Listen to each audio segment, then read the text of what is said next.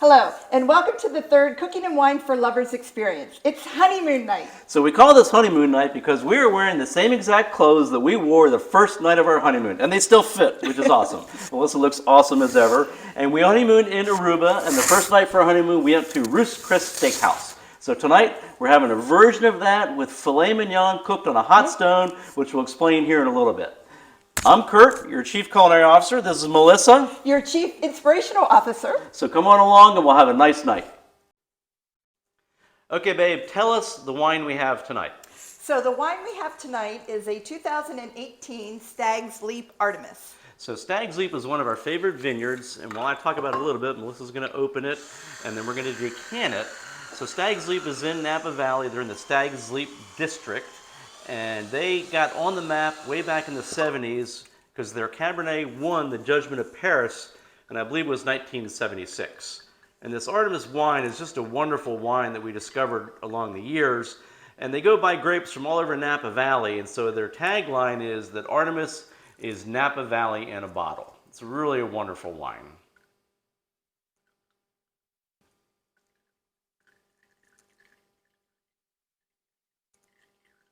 So it's a good Cabernet. We took it out of the wine fridge, and now it needs probably about an hour in the decanter, always longer if you can manage that. Melissa's going to read us the tasting notes for this wonderful wine. So the 2018 Artemis Cabernet Sauvignon delivers expressive aromas of ripe raspberry, dark cherry, and blackberry, along with hints of cedar and spice. The mid-palate is pleasant and round with flavors of dark chocolate, plum, dried fruit, and toasted oak. The finish is rich and lingering, and I can't wait to taste it. So we have this hot stone, which is part of the raclette machine that our really cool German neighbors introduced us to. It's a Swiss thing, apparently. So Melissa's going to put it in the oven. You always want to preheat it. But it's very important to make sure that you don't turn the oven on until the stone's in there. So we're going to turn it to bake, and we're going to set the oven to 500. Then we're going to set the timer to about 60 minutes because we want to heat this up for about 60 minutes before we start cooking on it. Sweetheart, you look absolutely stunning as usual. Tell us about your dress tonight. Well, thank you, honey. This is your classic little black dress from Fredericks of Hollywood, and this is what I wore on our first night in our honeymoon in Aruba. And I can remember that night very well, and I'm glad we're doing it again. Sweetheart, tell us about the ingredients for this evening's meal. For tonight, we have some great stuff. We're going to start with 3 Yukon Gold potatoes that I've sliced into small little sort of scallop shapes using our awesome Cooking and Wine for Lovers cutting board. Then we have some butter, we have some garlic, we have 2 absolutely beautiful filet mignons that I'm going to slice into slices here in a little bit. We have a package of store-bought béarnaise because it's actually really good and a lot easier. And then we have a cup of milk to help make the béarnaise sauce. Melissa is going to start us off here with the potatoes, and the first thing we're going to do is put these potatoes into a pot of boiling water.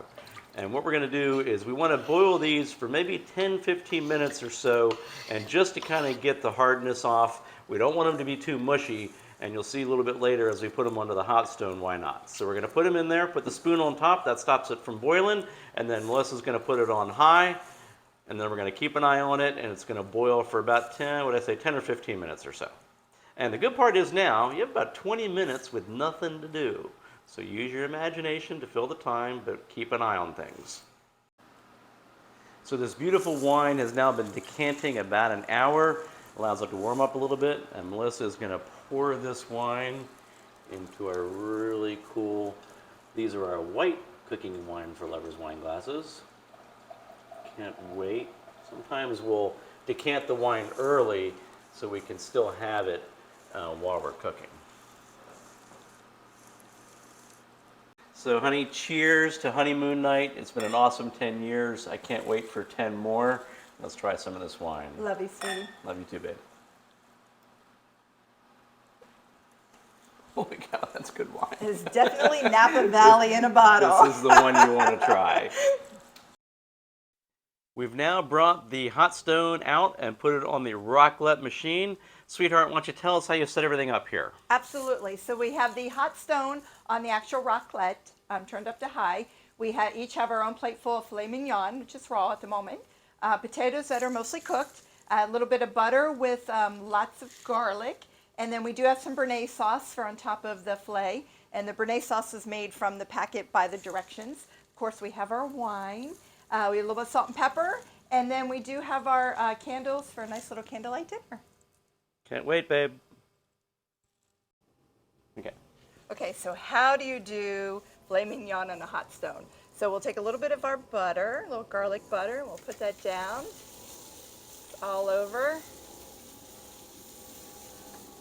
And then we got these cute little forks. We'll take our piece of filet, stick it on there, and then our potatoes.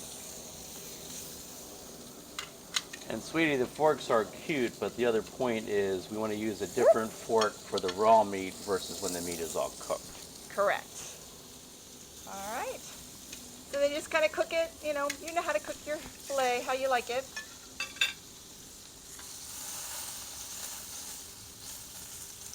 My fork. And that is how we do filet mignon on the hot stone.